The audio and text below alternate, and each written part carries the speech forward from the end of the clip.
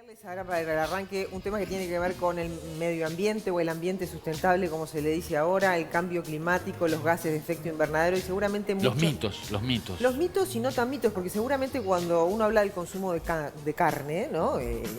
Sobre todo acá en el Uruguay, que se consume mucha carne en general, aunque ha bajado el consumo y la ingesta de carne en comparación con años anteriores. Sí. Y gracias a Jimena, ¿no? Ha bajado. Bueno, Jimena es vegetariana, pero es una adelantada, Jimena. Asociar la carne o el consumo de carne al cambio climático de repente no es muy frecuente. A mí me encantaría que usted le preguntara. Sí, claro. Pero en general, la población en general cuando consume, va al supermercado y compra, no asocia con el impacto que puede tener. Y generalmente quien es vegetariano lo hace por un tema de cuidado de los animales y no por estas razones, la mayoría de las personas. Yo creo que la razón fundamental es el precio. La razón fundamental es el precio. Pregúntele, por favor, si viene un erudito en esto, si la flatulencia de las vacas, como se viene diciendo.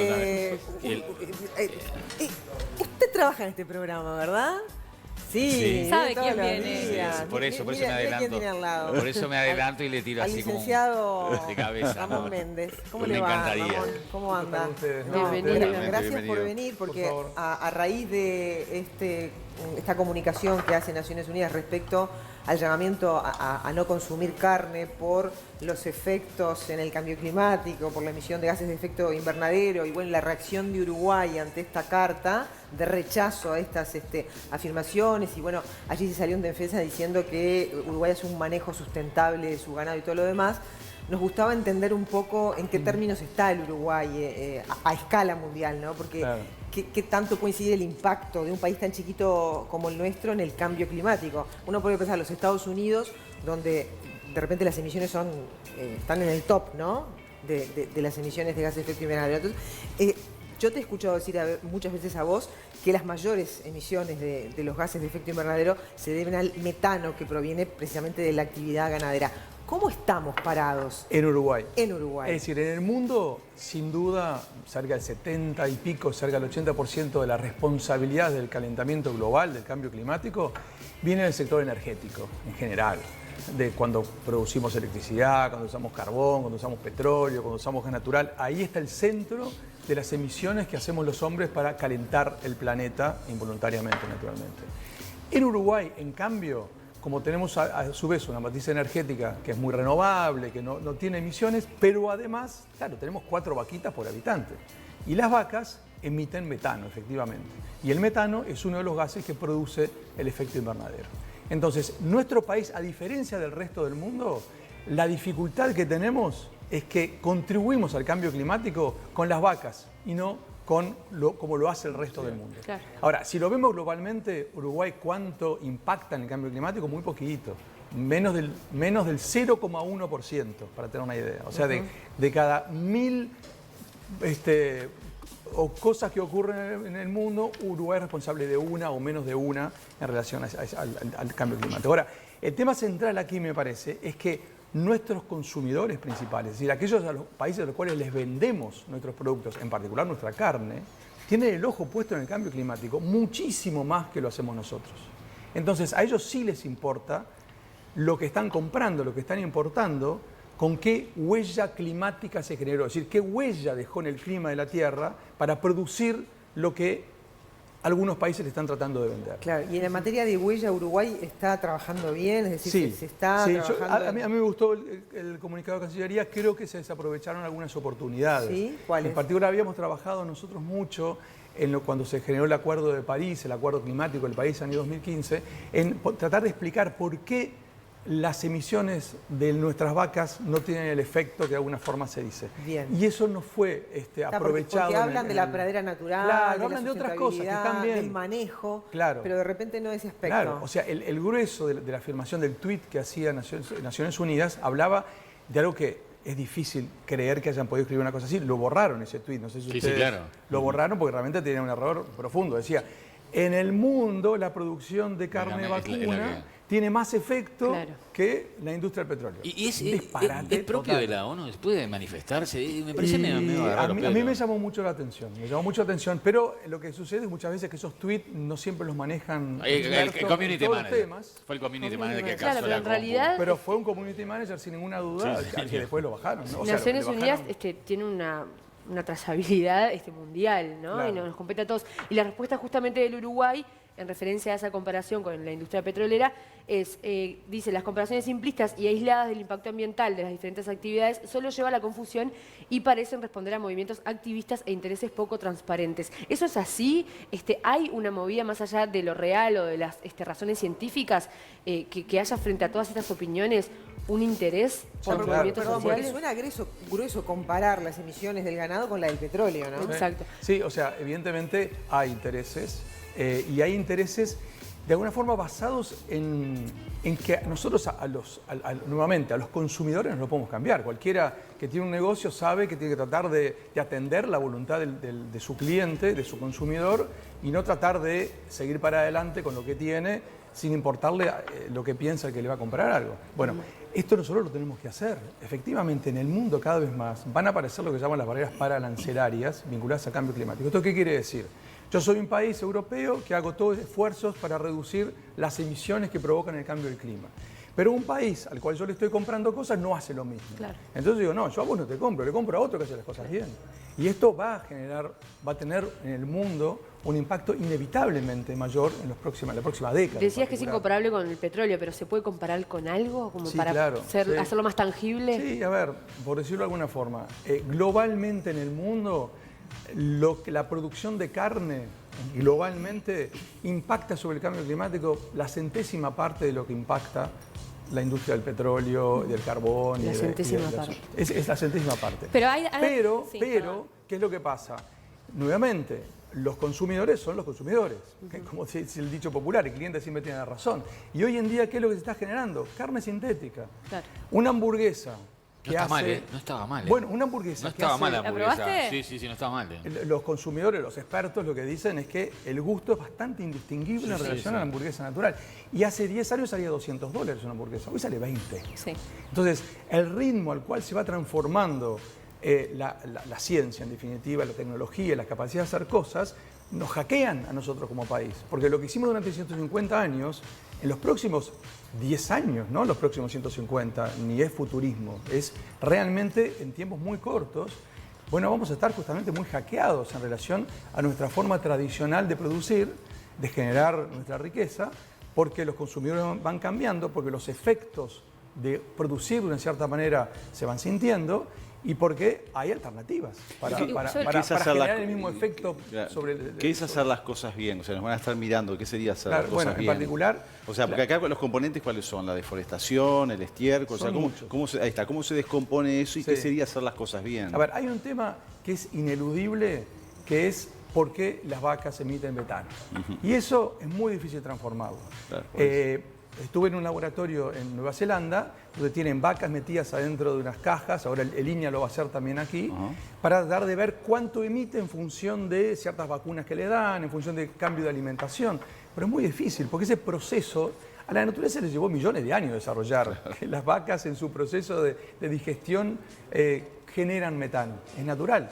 Entonces, lo que sí tenemos que demostrar nosotros es que estamos en la punta de la tecnología. Es decir, que si hay lo mejor que esté en el mundo, nosotros lo tenemos que hacer. Pero por eso lo de la huella, ¿no? Que me gustaría que lo expliques, porque este es el diferencial, es como el valor agregado para seguir exportando carne, sin ¿no? Ninguna duda, sin ninguna duda. Pero vuelvo a decir, los consumidores... ¿Qué se tiene que demostrar en esa huella? Lo que nosotros tenemos que demostrar, y que así fue en las negociaciones de París, así obtuvimos el beneplácito del resto de los países del mundo, es que nosotros hacemos lo mejor posible lo que hacemos. Entonces, hay un caso en el cual tenemos, como se dice popularmente, patente de corso. Es decir, hicimos la transformación de la matriz energética, que todo el mundo lucha a ver cómo hacerlo. Entonces nosotros, de alguna forma, ya tenemos ahí un punto de vista positivo. Por eso me parece que Cancillería tal vez no utilizó los mejores argumentos para defenderse de ese comunicado. La defensa tendría que haber sido, no. A ver, hay países que producen carne de otra manera y que en un contexto nacional de tratar de hacer lo mejor posible para luchar contra el cambio climático. Igual dijeron no que iban pongan a justos con pecadores. Dijeron que iban a expresarle de manera privada a Naciones Unidas la opinión del Sí, Uruguay. lo que yo me refiero Pero hay un error conceptual ahí. al conceptual. Claro. Al conceptual. No digo que sea un error conceptual. Creo que se está perdiendo una oportunidad de Parece un error conceptual en realidad, cuando uno lo lee. Claro. La impresión que te da, porque se están comparando cosas que no tienen nada que ver una cosa con la otra. Ramón, hay un dato que me llama mucho la atención, que es que la ganadería utiliza el 8% del agua mundial y que se estima que para producir 1 kilo de carne de vacuno intensivo se utilizan 20.000 litros de agua, o sea, 20.000 litros de agua por kilo de carne. Es un recurso que en unos años va a ser muy apreciado, finito. Ya lo es. ¿Cómo se puede reducir ese impacto? Claro, ya genera que en el mundo hay millones de personas, que tienen dificultad en acceso al agua potable. Exacto. O sea, el acceso al agua es un problema. Por eso se habla en general de la huella ambiental. Es decir, yo produzco esta copa, justo llena de agua, produzco esta copa o produzco este kilo de carne, y la pregunta es, ¿qué huella dejé en el ambiente para poder producirla? ¿Qué huella de agua? Es decir, ¿cuánta agua consumí? ¿Qué huella de impacto sobre el aire que respiramos? ¿Qué impacto climático generé? O sea, ¿cuál fue la huella que yo fui dejando? Y esas mediciones son cada vez más importantes para poder meter los productos en el mercado internacional. ¿Y vale la pena económicamente utilizar 20.000 litros de agua para 1 kilo de carne? A ver, una cosa es la economía, otra cosa es otros valores como sociedad. Económicamente sí, si no se produciría, no venderíamos carne y no seríamos una parte importante de nuestra generación de riqueza. ¿Y el feedlot es más propicio? O sea, bueno, lo que pasa es que hay todo otro paquete de cosas que no es el cambio climático, que es en general la huella ambiental. Nosotros claramente como país, tenemos que decirlo, nuestra producción es una producción que al pasar los años está siendo cada vez más agresiva con el ambiente. Las cianobacterias que hemos vivido, que vamos a seguir viviendo inevitablemente en los próximos años, es una muestra de que toda la producción donde intensificamos el uso de agroquímicos y de la manera que los utilizamos no está siendo la mejor para el medio ambiente. Y esas cosas también se miran internacionalmente. Y el feedlot en particular tiene otras características diferentes que no potencian nuestra capacidad diferencial, que es el campo natural. El campo natural es lo que hace el no utilizar hormonas, una cantidad de cosas. Pero eso no quita que tenemos que hacer mucho mejor las cosas de las que las hacemos. Claro, si no, se nos van a empezar a aparecer las barreras. La producción de carne afecta a los recursos hídricos del planeta en general. Volvemos a lo mismo, lo cual quiere decir que en términos del Uruguay sea así. No, bueno, también en el caso de Uruguay. O sea, en Uruguay somos particularmente agresivos con el medio ambiente cuando producimos alimentos. Es posible hacer las cosas hoy en día bastante mejor de las que las hacemos. Y es un camino que tenemos que comprender, porque si seguimos por este camino, no para los hijos de nuestros hijos, sino para nosotros mismos, se nos va a complicar la economía. Va a haber que legislar entonces al respecto. Yo creo que más que legislar, además de legislar, hay que hacer dos cosas muy importantes. Primero es generar conocimiento. Acá, en el mundo, la cosa pasa hoy en día por el conocimiento, por la tecnología, por la ciencia, por la innovación. Eso es fundamental. Y en segundo lugar, convencer, explicar, mostrar que realmente hay un cierto camino que si no lo tomamos o si no nos replanteamos el camino en el que estamos generando riqueza, en particular produciendo alimentos, se nos va a complicar. Méndez, y en ese camino, mucha gente en el Uruguay vive de la ganadería, ¿no? Como fuente de trabajo. En esa propuesta nueva, en esa tecnología de vanguardia que tal vez se utiliza en otras partes del mundo. ¿Qué pasa con el trabajo? Porque la huella, cuando se calcula la huella ambiental, pero también la huella social. Sí, en general se están produciendo nuevas tecnologías que muchas veces generan más mano de obra diferente, mano de obra más calificada. Otro tipo de mano de obra. Ese es el gran tema que tenemos, otro gran tema que tenemos a nivel global, de cómo la tecnología, cómo la robótica, cómo la inteligencia artificial van haciendo desaparecer una millonada de trabajos más tradicionales y van haciendo aparecer otros. Pero esos otros tienen que ver con mucho más calificación. ¿Y Uruguay está pensando en eso? ¿Está tecnificando tal vez Bueno, vamos a ver, yo creo que en algunos sectores sí, en otros no tanto. Vamos a ver de alguna forma, creo que esta instancia presupuestal que se va a dar para el próximo quinquenio de este gobierno va a ser una muestra de dónde están las prioridades y a ver dónde. Bueno, hay un mensaje del gobierno con la creación del Ministerio de Ambiente, ¿no? De algún modo está poniéndole la mira al desafío que implica para el Uruguay los cambios, ¿no? Es un Ministerio de Ambiente del siglo XX, ¿no? Del siglo XXI. ¿Sí? O sea, los ministerios de ambiente hoy en día en el mundo son ministerios del ambiente y la transición ecológica. Ajá. Ese es el de España, es el de Francia, fue el gobierno de Macron el primero que empezó con eso. Es decir, es un gobierno proactivo que hace cosas para transformar la sociedad, la producción, el consumo, hacia un modelo de sociedad más sustentable. En contraposición con El que tenemos el de ahora es un ministerio más que nada punitivo, controlador. Ahí es decir, está. que hay malos que hacen cosas mal y yo soy el bueno que vengo a controlar. Pero no es Ese un proceso modelo, también. No, ese modelo fue superado totalmente en el mundo. Bueno, Ese es un modelo de los debate años que está por 90. delante ese, Sí, ¿no? ojalá Porque, que cuando se constituya, una vez que se constituya el ministerio se pueda avanzar en la proactividad Ahí está. no del cuidado del ambiente o la protección frente a los que hacen las cosas mal, Parece insoslayable, sino para ¿no? promover hacer las cosas de una manera Que diferente. parece insoslayable, Claro. insoslayable Es verlo insoslayable. desde ese punto de Es vista, ¿no? insoslayable. Si no, Ramón, para ir cerrando. Me quiero ir un poco más allá para ir cerrando. ¿Van a seguir apareciendo virus y pandemias por el consumo de los animales? A ver, nosotros como humanidad lo que hemos venido haciendo, primero, hace un siglo, el 5% de la humanidad vivía en ciudades. Hoy ya es más del 50%, en América Latina es más del 80%. Una ciudad transforma totalmente el medio ambiente. Pero además, cuando quemamos bosques para producir, cuando hacemos toda una cantidad de cosas, transformamos el medio ambiente. La biodiversidad existente, los ecosistemas existentes, los estamos fraccionando, los estamos empobreciendo.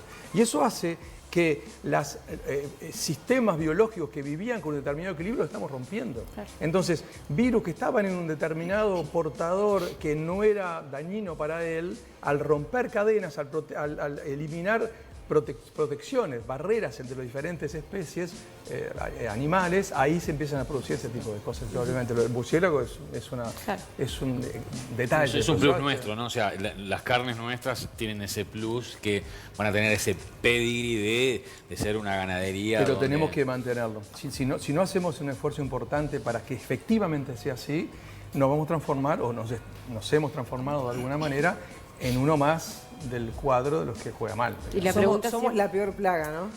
Bueno, como seres, como humanos, sí, somos la peor plaga, eso no hay ninguna duda. Pero bueno, igual no hay que exagerar, No hay que exagerar, ¿no? Una explosión de un volcán, vimos lo que fue la explosión Sí, en Beirut el otro día, sí. una explosión totalmente natural de un volcán, como ocurre cada tanto en la historia de la Tierra, genera 100 veces más destrucción que lo podemos hacer los Exacto. hombres en 10 minutos, ¿no? Pero bueno. Ramón, muchísimas gracias por habernos acompañado esta Al mañana contrario. y ya repetiremos en cualquier momento y seguramente órdenes. cuando esté en marcha ese Ministerio de Ambiente.